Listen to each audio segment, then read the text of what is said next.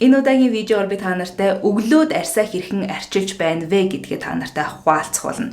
Сүүлд оройн арьс арчилгааны дэглэм гэсэн видеогоо нийтлсэний дараа хүмүүс өглөөд арьсаа яаж арчилдаг вэ гэсэн асуултуудыг нэлээд оруулж өгсөн байсан. Тухайн үед ашиглаж исэн бүтээгдэхүүнүүдээс хойш бас миний одоогийн skincare routine буюу ашиглаж байгаа бүтээгдэхүүнүүдийн маань жагсаалтад бас тодорхой өөрчлөлтүүд бол нэлээд орсон. Тийм болохоор энэ удаад яг нэг видео болгож багцалж хүрэхэд бэлэн болсон юм уу да гэж гэж бодоод одоо энэ видеог хүргэж байна. Тэгэхээр өөрөөр хэлэхэд яг энэ видеон дээр би одоо өглөөд ашигладаг бүх бүтээгдэхүүнээ ашиглана. Гэхдээ тэглээгээд би өглөө болгон ингэдэг гэсэн үг биш. Ялангуяа өнөөдөр амралтын өдрийн өглөө бол тайван бүх шатуудыгаа хийх боломжтой байгаа үедээ видео хийж байгаа учраас бүх шатыг нь ашиглаж байгаа шүү. Гэхдээ би өглөө болгон ингэж яддаггүй гэдгийг анхаараарай. Зарим нэрээ цөөрөд ороод ирдэг. Би тэрийн шатанд та нарт хэлээд явчих. Тэгээд заримдаа бол 3 бүтээгдэхүүн ч юм уу 3 шаттайгаар өглөөний арьс арчилгаа хийдэг өдрүүд ч бас байна. Тэгэхээр тэрийг бас бодолцоор ямар олон юм хэрэгэлдэг юм бэ гэж бас бодвоо. За тэгээд энэ удаагийн рутин дээр ашиглаж байгаа бүх бүтээгдэхүүнүүдийн нэр, авах хаяг, үн, хямдралтай авах боломжтой бол хэрхэн хямдралтай авах вэ зэрэг мэдээллүүдийг бүгдийг нь видеоны доор тайлбар хэсэгт оруулж өгсөн байгаа. Тэгэхээр хэрвээ энэ видеог гар утсан дээр үзэж байгаа бол энэ видеоны гарч дээр дарахаар доор нь тайлбар хэсэг нэгтэн тэндээс дэлгэрэнгүй мэдээллийг нь аваарай. Энэний турш, видеоны турш би ямар үнэтэй юу вэ гэдэг нэг тэр болгон хэлээд байхгүй. Видеоны доор яг тийм тайлбар хэсэгт нь оруулчихсан байгаа учраас тэр. За олон юм яриад яг би өглөөд арьсаа ингэж арчилдаг. Өмнөх оройн нь арьсаа маш сайн арчилчихсан байгаа бол өглөөдөө арьсаа бас угаах ёстой юу, цэвэрлэх ёстой юу гэсэн асуултууд бол орж ирж байдаг л да. Тэр бол тухайн хүнээсээ хамаарна. Ялангуяа одоо арьсны онцлогоос хамаарна, арьсны төрлөөс хамаарат жишээ нь тослог арьстай ч юм уу эсвэл батг гарамтгай арьстай хүмүүсийн хувьд өглөөд цэвэрлэхгүй бол болохгүй байх үе бий. Хуурай арьстай ч юм уу энгийн арьстай хүмүүс тэр болгон цэвэрлээд авах шаардлага бол байдаггүй. Тэгэхээр өглөөдөө босоод арьсаа ингэж хурж үзэж байгаа нь ямар вэ тэр одоо хүслээрээ өглөөнийхөө арьсандаа цэвэрлэгч ашиглах уу гэдгээ шийдэхийг зөвлөдөг юм байлээ. Миний хувьд бол ихэвчлэн арьсаа угаагаад байдаггүй. Усаар бол угаачдаг. Заримдаа бол угаамаар санагдсан өглөө бол байдаг. Өнөө өглөө бол яхааргүй угаах хэрэгтэй санагдаад байна. Тэгэхээр өглөөний цэвэрлэгчээр бол Makeup branding cleansing mousse гэдэг цэвэрлэгч одоо мousse, хөөс. Мousse foam хоёрын ялгаа юу юм бэ? Танарт маа дээдлийн айлын нүдж байгаа сонсогч байна уу? Өглөө болохоор нүдэд. Энэ болохоор Makeup-ийн Raw гэдэг коллекцийн бүтээгдэхүүн юм байлээ. Агч модны шүүсийг агуулсан. Өндөр нэг гоё. Тэгэхээр өвдөж нүрээ цэвэрлэх. Эхлээд нүрээ норох хэрэгтэй. Би бол нэг л юм памп буюу нэг л удаа дартыг. Тэгээ хөөсөө нүрэн дээрээ төрхөөд энэний нэг гоё санагдаад байгаа юм нь нөгөө гээлэн бүтцээс хөөс болгож гарч ирдэг foam cleanser гэдэг шүү дээ. Тэдраас ялгаатай энэ болохоор усан юмнаас ийм мүүс болгож гаргаж ирж байгаа болохоор тэр юм уу. Нүүрэн дээр нөгөө тийм ширүүн биш санагдсан. Harsh cleansers гэж англиар хэлээд байдаг. Тэр нь бол ихэвчлэн нөгөө pH-ийн түвшин өндөр буюу alkaline шүлтлэг хөөснүүдийг бол тэгж нэрлэдэг байдаг. Хөөсөн цэвэрлэгчний нэг асуудал нь хуурай арьсыг улам бүр хуурайшуулах гэдэг хэрсэлтэй. Гэхдээ одоо цэвэрлэгч болгон тэгээд идэггүй. Тэгэхээр энэ бол нэг гоё тэгдэггүй цэвэрлэгч юм байна. Тэнгүүрхэн энэ сонстоо. Энэ видеоны ASMR мөч байла. Сонсогдсон уу? За, угаач. Нүрээ угаасны дараа ерөөсөө одоо хэрвээ арчих гэж байгаа бол ингэж нөө үрж арчиж болохгүй дандаа ингэж дарж арчиж явж байгаарэ. Гэхдээ ер нь бол нүүрэн дээр байгаа усыг бол арчиж авахыг зөвлөдөг. Араас нь шууд бүтээгдэхүүнээ ашиглаад явчихыг бол зөвлөдөг. Гэхдээ үнэхээр ус нүүрэн дээрээ байх чадахгүй байгаа ч юм уу тийм бол арчиж хэлбэдэхгүй. Яагаад би нүрээ илүү ингэж арчиж аваад байна вэ гэхээр би араас нь гуйжуулах хэрэглэх гэж байгаа. Тэгтээ нөгөө гликолийн хүчил хэрэглэх учраас арьсандаа бас хэтэрхий их гүн одоо шингээх гүн тул усыг нь бол авчлаа. Нөгөө ус дамжуулах хүч одоо шатнд болоод идэх юм байна л да. За энэ бол Ordinary-ийн glycolic acid 7% toning solution гэдэг гликолийн хүчлийн 7% агуулмжтай арьсыг тэнцвэржүүлэх одоо уусмал solution ч уусмал тий. Тэгээ pH 3.5-ын түвшинтэй өөрөөр хэлбэл яг хүчлэлэг одоо хүчлэлэг бүтээгдэхүүн. Хөвөн дээр асгаад гликолийн хүчлэлийг хэрвээ та нар мэдэхгүй бол яг юуны AHA, BHA, PHA-г хүчлүүдийг та тухайн сонсч байсан баг. Гликолийн хүчил бол хамгийн өргөн хүрээнд ашиглагддаг, хамгийн их ашиглагддаг AHA хүчил. AHA дотроо бусад одоо lactic acid, mandelic acid гэдэг өөрөөр янзын хүчлүүд байдаг л та. Тэднээс молекулын хэмжээ нь хамгийн жижигхэн болохоор арсны одоо хамгийн гүн рүү хурж өгүүлжэлдэг ч юм уу. Одоо тийм тэгж ашиглагддаг. Тэгэхээр нэг юм нь бас өндөр тунтай байх юм бол арсыг бас эмзэгшүүлэх гэдэг хандлагатай гэдэг. Гэхдээ гүн цэвэрлэх, гүн гуйжуулах шаардлагатай байгаа тохиолдолд бол хэрэгжилж болно. Тэгэхээр AHA хүчлүүдээ сонгохдоо аль хүчлийг нь сонгох вэ гэдэг дандаа молекулын хэмжээгээр сонгож авдаг юм билээ. Тэрний хувьд одоогоор зүгээр ординаригийн энийг бол ашиглаад байгаа. Тэдний хамгийн одоо од бүтээгдэхүүнүүдийнх нь нэг хуучны бүтээгдэхүүн шин биш. Гэхдээ удаж байгаа одоо болтол ашиглагддаг бүтээгдэхүүн. Арсыг ер нь оройн арс арчилгааныхаа үеэр гуйжуулахыг бол зөвлөдөг. Миний хувьд яагаад өглөөдөө гуйжуулаад байна вэ гэхээр би оройдоо ретиноид бүтээгдэхүүн хэрэглэдэг байхгүй юу? Одоо витамин А төрлийн одоо витамин А-гийн А болоод түүний деривативууд гэсэн. Тэднийг ашигладаг учраас витамин А ретиноидтэй зэрэгцүүлээд нэг рутин дотор гуйжуулалт хийхийг тэр болгон зөвлөдөггүй учраас би өглөөдөө бол ашиглахыг илүүд үзээд байгаа юм. Ретиноидын тухай тусдаа видео бас би хийж исэн. Видеоны дээр тайлбар хэсэгт холбочихъя. Оройны арс арчилгааны дэглэмээ ч гэсэндээ би видеоны тайлбар хэсэгт болоо дээр карт хэсэг энэ дээр гардаг хаа. Энэ дээр холбогдсон байгаа шүний I хэсгэн дээр дарах юм бол энэ видеонд дурддагч байгаа бусад видеонуудын тухай видеог үзэх холбоосод оруулсан байгаа. Окей. Тэгэхээр toning solution-аар ингээ гуйжуулсны дараа арсан дээр байсан одоо илүүдл арс одоо илүүдл үхсэн арсууд ингээ авагдаж байгаа. AHA хүчлийн нэг давуу тал нь нөгөө нэг усан суурьтай учраас нөгөө тослын нэвтлээд байдаггүй BHA хүчээс ялгаатай нь. Би AHA, BHA, PHA-ийн хоорондын ялгааг тайлбарсан бас тусдаа видео хийжсэн дээр бас холбочих. Тэгэхээр яг юм өдөр тутамдаа ч юм уу за өдөр хүн болгон өдөр тутам хэрэглээд ах хэрэг байхгүй л те. Ойр ойрхон хэрэглэхэд айгүй техник эмчилгээний гэхээсээ илүү яг юм байнгын хэрэглээний бүтээгдэхүүн болох боломжтой байдаг учраас AHA хүчлийн гоё юм тэр. Сүүлд ажил дээр ашиглаж үзэж байгаа нэг сонирхолтой зүйл нь ийм өглөөний маск байдаг юм бэлээ. Сүүл надад энийг Mild-аас нэг PR-аар иржсэн.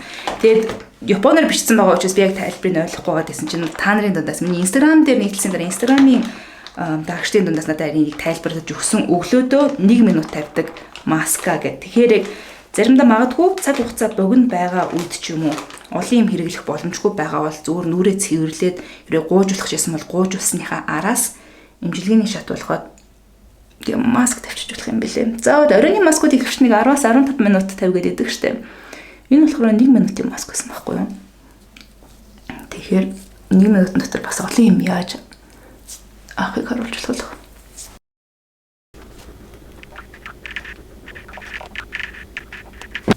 Энд нэг юм хэлэх нь зөв бах. Минутын дараа одоо нүүрэн дээрээ энэ маскыг тавьчаад байж исэн чинь урталт нь би AHA хүчлээр гуйжуулсан болоод ч тэр шууд нүүр ингээд сэнгэнж эсэнц нь ингээд тэнгэллий болоход ингээд сэнгэнүүлээд байсан уу тийм юм биш үү? Сандарва. За тэгээд ингээд магадгүй энэ түргээс шууд чигшүүлэгч тосныхоо шат руу яваад орчиж болох байх. Гэхдээ өнөөдөр амралтын өдөр юм чинь хэдүүлээ арьсаа бол эрхлүүлнэ. Тэгэхээр одоо эсенцний шат. Араас нь make cooking raw sauce. Энэ савлагыг нь хартаа 150 мл-ийн хэмжээтэй ийм гоё байж болдог гэж би өөрсдөө бодоагүй. Би яг энэ савнд нь бол үнэхээр дурлж байгаа. Тэрийг бол үнэхээр хэлье. Доторх бүтээгдэхүүн гэсэндээ айгүй гоё юм бэлээ.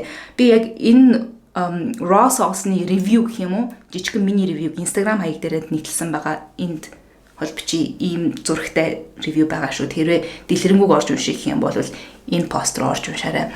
Тэгэхээр бас яг түрүүний raw cleansing мөсний адилаар raw collect нь өөрөө агч модны шүүстэй. Тэгээд тэр хүндрэмжсэн байт юм. Хэсэг нүрэн дээр өдрөгч.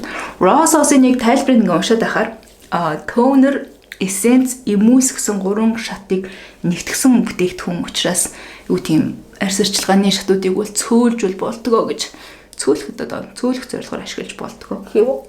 Тэгээ хүзүүгээ мартаж болохгүй хөхтүүд. Бүгдээрээ хүзүүнээсээ битгий юм харамлаарай. Тэгээд яг энэ видео хэрэг би бичиж байгаагүй байсан бол зүгээр ингэрийг жоохон задгаалаад ингээд цээж рүүгээ бас оруулж төрхөх байсан. Тэгэхээр дараа нь энэ видеог хааж байгаа цээж өгөөд өрөхөөс. Тэгэхээр зөвхөн хүзүүч гэлтгүй цээж энэ décolletage буюу одоо игэмний яс энэ цээж хаваа бас яг арьс арчилгааныхаа үеэр мартаж болохгүй. Хүзүүнээсээ битгий харамлаарай. Арьс арчилгааны бүтээгдэхүүнийг. За ингээд яг toning essence яваад ирэхээр арьсыг чинь дараагийн яг эмчилгээний шатанд бэлдэж өгөх процесс ингээд явчихж байгаа юм. Надад энэ агч модны үнэр нь тийм айгу гой санагдсан. Зарим хүмүүсийг юм үнэртэй бүтээгдэхүүн хэрэглэсэн харуулгүй байдаг л да. Тэр бол ойлгож чинь эмзэг арьстай хүмүүс ер нь дурггүй байдаг. Надад яг энэний бол үнэр айгу гой санагдаж байгаа. Тийм гой байгалийн тийм модлог үнэр. Би үсэн модлог үнэрнээ дуртай арьс арчилгааны бүтээгдэхүүн ч тэр үнэртэй басны үнэр нь тэр нэг тийм модлог үнэрнүүд. Цэцэглэг үнэрт нэг дуртай ш. Модлог үнэрнүүд гоё. Toner, essence зэрэг одоо бүтээгдэхүүний шатууд бол арьсыг чи яг эмчилгээний буюу яг treatment хийх шатуудад бэлдэж өгөх зорилттой байдаг шүү. Дангаараа одоо жишээ нь их өндөр тунгаар идэвхтэй орцуудыг агуулдаггүй. Ер нь нүрийг чинь услах, бэлдэх, ингээд чийгшүүлэх, ингээд идэвхтэй орцыг арьсны гүн рүү чинь дамжуулж өгөх шат байдаг гэдгийг санаарай. Би нэр арьс арчилгааны одоо бүтээгдэхүүнийг хэрэглэх зөв дарааллын тухай видео нэр хийжсэн. Тэрийг бас дээр холбочих. Тэрэн дээр бас нэг ярьж илөө. Ямар ч эссенсийн шатууд бол тийм байдаг шүү. Тэгэхээр араас нь хэдүүлээ эмчилгээний шат руу орцгоё. Натуриумын niacinamide 12% нэмэх нь цайрын 2% серум. Би яг натуриумын бүх серумуудыг бол туршаад явж байгаа. Бүх жишэлтэй яг хамгийн анх нэвтрүүлж исэн 5 серум байдیں۔ Тэрийн бүгдийг нэгээр нь туршаад явж байгаа. Тэгэхээр энэний натуриумын ревюг бас тусад нь хийнэ. Орой доллар ретиноид ашиглаж ирснийг та нар орой арьс арчилгааны дэглэмийн видеон дээрээс харж исэн баг. Тэгэхээр niacinamide болохоор яг өөрөө арьс арчилгааны яг супер од орц гэж нэрлэгдээд байгаа. Яг тийм витамин А болоод витамин С шиг тийм хит өндөр идэвхтэй биш мөртлөөсөө тэдэртэй харьцуулахад нөгөө арьсан дээр үзүүлэх үр дүнг нэг пропорцоор ингэ харьцуулаад үзэх юм бол хамгийн сайн үр дүнтэй байгаад байгаа. Яг нөхцөлтийн эсрэг хэрэгжилж байгаа юм. Одоо нөсөө толб сэвхийг арилгахын эсрэг хэрэгжилж байгаа. Арьсыг цайруулах, арьсан тэжээл өгөх одоо юм услах гэх юм уу. Гэх мэтчлэн айгу давуу талтай орцыг өгөх байгаа. Би тэрийг натуриумын ревю дээр илүү дэлгэрэнгүй яриа. Тэгэхээр би одоогоор ганцхан помп ашиглаад дөрөн дээр төрчих. Хэрвээ өөр серум хэрвээ ашигладаггүй байсан бол магадгүй энэс 2 помпаар бол ашиглах байсан баг. Энэ нүүрэн дээр хүзүүрийг бол мэдээж нэмээд явна л та. Хүзүүрийг нэмчихэл та. Яагаад нэг ганцхан помпыг ашиглаад байна вэ гэхээр би хүзүүн дээр араас нь үршээ дахиад болоогүй. Ногийн серум дуусаагүй. Өглөөдөө 2 серум ашиглаж байгаа. Тэр яг. Тэгээд арьсан дээр хүрэхээр айгүй гоё энэ нэг тийм encapsulation гэдэг технологи ашигласан юм байл. Капсулууд дотор молекулуудыг хийцэн болохоор ингээд түрхэхэд гоё юм юм наалдаад ийм гоё ингэж тарж өгдөг. Миний өмнө ашиглаж исэн би өмнө яг нэг л никотинамид буюу niacinamide серум ашиглаж исэн та ordinary-ийнх түрхэхэд гоё тийм шингэн мөртлөөс яг энэ шиг юм гоё юм тансан мэдрэмж надад ерөөсөө өгч байгаагүй. Тэгээ дээрэс нь араас нь юм түрхэхээр хуурж надад байдаг байсан. Ordinary-ийн niacinamide-ыг ашиглаж исэн хүмүүс байна уу? Байгаа бол видеоны доор та нар комментээр бичээрэй. Та нарт бас араас нь юм түрхэхээр ингэ хуурж ингэж бөмбөрч унаад байсан уу? Миний бас тэгжсэн. Тэгсэн угаасаа нөгөө ordinary-ийн formulation тэр найрлага хэрхэн бэлдсэнтэй тэр нь холбоотой байсан юм байна л те. Байна л да. Натуриумынх болохоор тэгдэггүй гоё. За, niacinamide-ийн араас өглөөний арьс арчилгаанд нэвтрүүлэх зайлшгүй хэрэгтэй. Хэрвээ та нар хэрэглэдэггүй бол хаяажсны нэвтрүүлэх хэрэгтэй нэг идэвхтэй орцвол витамин С. Энэ бол натуриумын vitamin C 22%. Анхны гарахтай витамин С серум 22% гэж гарч ирсэн. Одоо болохоор нэр нь өөрчлөгдөд vitamin C complex serum гэдээ өөрчлөгдсөн байлээ. Яг витамин С 22% гिचэнгүүд 22%-ийн аскорбиний хүчлийн агуулмжтай гэсэн ойлголт төрүүлээд байсан. Гэтэ энэ аскорбиний хүчил болоод ascorbyl phosphate билүү. Айгу олон бусад нөгөө деривативуудыг нь бас багтаацсан байгаа учраас нийлээ тэр нь 22% юм байлээ. Тэгээд надад би анх авч ирсэн учраас надад ийм нөгөө тропортой хувилбар нь байгаа. Энэ дээр ундгадаг. Гэтэ одоо бол энэ нөгөө niacinamide шиг ийм памптай болцсон юм байна шүү. Тэр vitamin C complex serum нь. Гэхдээ доторх бүтээгдэхүүнд нь бол өөрчлөлт ороогүй, нэр болоод савлгаанд нь өөрчлөлт орсон. За, нэг памп. Энэ дотроо нэг тийм та нарт шар харагдаж байгаа биз? Ер нь витамин С серум хэрэглэж үзчихсэн хүмүүс мэддэг дээ. Витамин С өөрөө ингээд оксид жоод ерөөдөө урвалд ороод эхлэхээр өнгөнд хувираад шар болдог. Анх намайг энийг задлахад л ийм өнгөтэйсэн байхгүй. Би тэгээ гайхаад оксид чиж гэж бодсон чинь үгүй угаасаа дотроо ийм шар өнгөтэй байна. Яасан гэсэн дотроо алттай. Алт. Сонирм нь. Алттай болохоор ийм шар өнгөтэй байдгаа гэсэн байгаа. Тэгээд тэр encapsulation технологи ашигласан учраас бас нөгөө юу ядаггүй. Гоё. Нөгөө оксидчих процесс нь арай удаан явагдсан юм шиг. За тэгээд энийг дагаад одоо skincare enthusiasts гэдэг яг арьс арчилгааны идэвхтэй орцыг нэлээд мэддэг хүмүүсийн зарим нь асуух нэг асуулт одоо яг та нар заримд нь төрж байгаа. Niacinamide-ийн араас витамин C хэрглэж болж байгаа мó аа гэж асуух хүмүүс гарч иж магадгүй. Нэг хэсэг витамин C болоод niacinamide-ыг давхуулж болохгүй гэсэн одоо байр суурьд явж исэн л та. Харин одоо болохоор дахиад шинжилэгдээд угсаа эрдэм шинжилгээний ажил ухаан шинжилэгдээд апдейтлэгдээд шин судалгаанууд гарч ирээд үр дүнгууд нь гараа явдаг штеп. Одоо эсрэгээр niacinamide-ийн араас витамин C хэрглэж болно. Хамгийн гол нь бүтээгдэхүүнүүд чинь хоорондын формуляц буюу тэр найрлах нь бол хоорондоо бие биенийг дэмждэг байх ёстой маа гэсэн тийм байр суурьдыг бол өгч илээ. Тэгээд Naturium-ийн энэ хоёрын гоё ялгаан түрүүний хэлжсэн encapsulation буюу нөгөө капсулууд хийсэн slow release буюу аажмаар идэвхтэй орцууд нь гэж гарч ирдэг учраас араас нь хэрглэж болно гэж Naturium-ийнхан өөрөө хэлсэн байлээ. Susan Yara бүрийг энэ хоёрыг араас нь хэрглэхийг зөвлөж ирсний дагуу би өглөөний арьс арчилгаанд niacinamide витамин C хэрглэж байгаа. Одоо энийг хараа. Sticky. За эмчилгээний шатууд бол ингээд дууслаа. Одоо арьс арчилгааныхаа төгсгөл рүү дөхцгөөе. Ингээд идэвхтэй орцууд ашигласны дараа ер нь яг ийм эмчилгээний шатууд чинь арьсыг ингэж нөгөө түгжиж өгөх окклюсив орцууд бол байдаггүй. Дотроо шингээсэн одоо идэвхтэй одоо гоё чиглэг юмнууд чинь буцаагаад ууршин алга болохоос хамгаалах шат бол чийшүүлэх тосын шат байдаг. Тэгэхээр нэгэнт ингээд витамин C хэрэглээд ингэсээр дараа арьс чинь гоё болсон санагдаад байсан гэсэндээ шууд ингээ хайшруулахгүй араас нь заавал чийшүүлэх тос хэрэглэж байгаарай. Би одоогоор Makeup-ийн Raw Moisturizer гэдэг чигшүүрт хасыг хэрэглэж байгаа. Бас түрүүний хэлжсэн Raw гэдэг коллекцийн буюу агч модны устай, агч модны ханд гэх юм уу. Тэр нь тийм коллекц нь. Энэ бас савлгааг нараа. Ийм шилэн. Надад энэ юуны Makeup-ийн энэ хоёр бүтээгдэхүүний савлгаа амар таалагдж аль нь юм шилэн савт болохоор амар таансаг.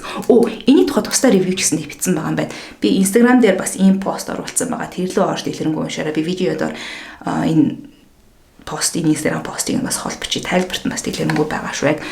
Яг бүтээгдэхүүний орц найрлагын задаргаа мадаргаатай дотор нь юу агуулсан бэ гэдэг нь. Тэгэхээр энэ дээр тэрийг бол яриад яах вэ?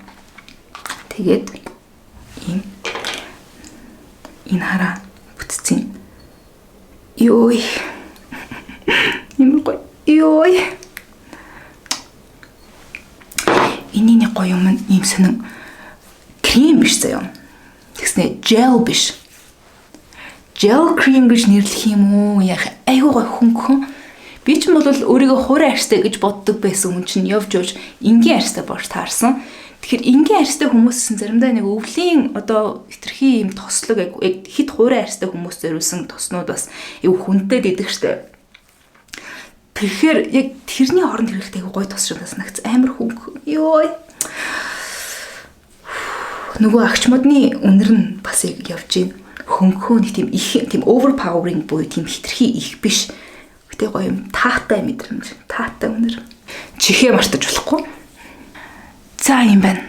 Хөнгөн бүтцтэй гэснээс энэний нөгөө гоё давуу тал нь Makeup-ийн бүтээгдэхүүнүүд Raw коллекцийн ялангуяа бүтээгдэхүүн бүгдээр яг ямар ч төрлийн бүх төрлийн арьсан тохиромжтой байдаг учраас зөвхөн тослог эсвэл зөвхөн хуурай эсвэл зөвхөн энгийн арьсан зориулсан гэсэн үг бас биш шүү. Би бас нөгөө сая сүүлд арсны төрлүүдээ хэрхэн зөв тодорхойлох тухай видео хийжсэн. Тэрийг видеодоор тайлбарлах бас холбож хэрвээ та нар тэрийг үзээгүй байгаа бол энэ видеоноос айгүй олон видеороо цааш нь холбох нэ. За хэрвээ би гэрээсээ гарахгүй байх байсан бол тэгээд нэмээд гэр дотроо ч гэсэн цонхтой нэг ойрхон суухгүй ер нь төрөөгөө жоохон сүйдэрлөгөө төхөө суугаад байх байсан бол энд түргээд миний яг өглөөний арьс арчилгааны дэглэм дуусна. Эсрэгээрээ ингээд сүүдэрт бүгээд вампиртад байхгүй бол араас нь бол заавал өглөөний арьс арчилгааны шатвал хамгаалах буюу нарны хитягаан туяанаас арьсыг ч хамгаалах бүтээгдэхүүнийг хэрэглэнэ. Одоогоор болохоор би Avène Hydrance коллекцийн энэ нөгөө эмүүлсийг хэрэглэж байгаа. hydrating emulsion, hydrating cream гэдэг бас хаана байлаа. Энэ хоёр болохоор яг ийм эгчдүү бүтээгдэхүүнгүй. Энэ нь эмүүлс нь, энэ нь бол тус нь. Тэгэхээр яг энэ rich буюу хуурай болоод маш хуурай эмзэгшсэн арьсан зориулсан гэж байгаа юм cream нь. Эмүүлс нь болохоор for normal to combination sensitives гэх энгийн болоод холимог одоо эмзэгшсэн арьсан зориулсан гэж байгаа. Яг эмзэгшсэн арьс гэдгээс би нэг цухтаад байдаг. Угаас эмзэгшсэн арьсан зориулсан бүтээгдэхүүнд хязээд арьсыг тайлшруулж яадаг учраас дээрэс нь авен угаас өөрөө эмзэгшсэн арьсан зориулсан бүтээгдэхүүн эмзэг биш. Эмзэг болоод эмзэгшсэн арьсны ялгааны тухай би бас дараа нь тусад нь хөнднө. Арьсны төрлийн тухай видео хийж байхад би бас тэрэн дээр эмзэг болоод эмзэгшсэн арьс, хуурай болоод хуурай арьсан арьс гэх хоёрын ялгааг хэлж ирсэн шүү дээ. Тэрэн дээрээ дэлгэрэнгүй хөнднө. Тэгэхээр ялгаа бас байгаа шүү хүмүүс юм. Тэгэхээр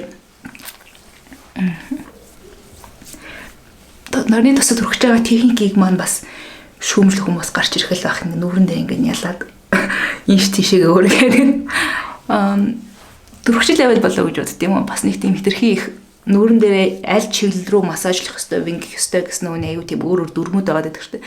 Би тэрийг бол нэг тийм амар чанд хатуу мөрддөггүй. Гэхдээ огт эсрэгээр нь бас яваад байхыг хүсдэггүй. Жишээ нь бол хүзүүгээ бас иймэрхүү байдлаар дээшлүүлж ингэж массажладаг. Гэхдээ бас заримдаа доошоогоо татах тохиол би тэр нь үед нь болохоор lymphatic drainage гэдэг арьсны нөгөө тунгалгийн судлалын дагуу нөгөө нүүрэн дээр байгаа хаванг бууруулах зорилгоор ингэж доош нь дарах тохиол байдаг. Тэгээ энд ирээд энэ игний ясны доор үлээ. Энд дээр иш дарддаг юм бэлээ. Тэгэхээр энэ дээрээс буулгаад ялангуяа өглөөд нүүр ингээд хавгандсан байдаг штэ. Тэр үед бас иймэрхүү drainage буюу тунгалгийн судасаар дамжуулж ин ус хаван хөөх юмнуудыг хийж ивэл бас зүгээр нөгөө гуаша tool ашиглавал бас байж болдог ш. Миний гуаша хаана гоё төр дээр баг. Ойрд гуаша ерөөсөө ашиглаагүй. Тэгээ чихээ бас мартаж болохгүй. Нарны тос түрхэж яхаа тэгээд нүүрэн дээр түрхчээ чихээ мартчихдаг шүү.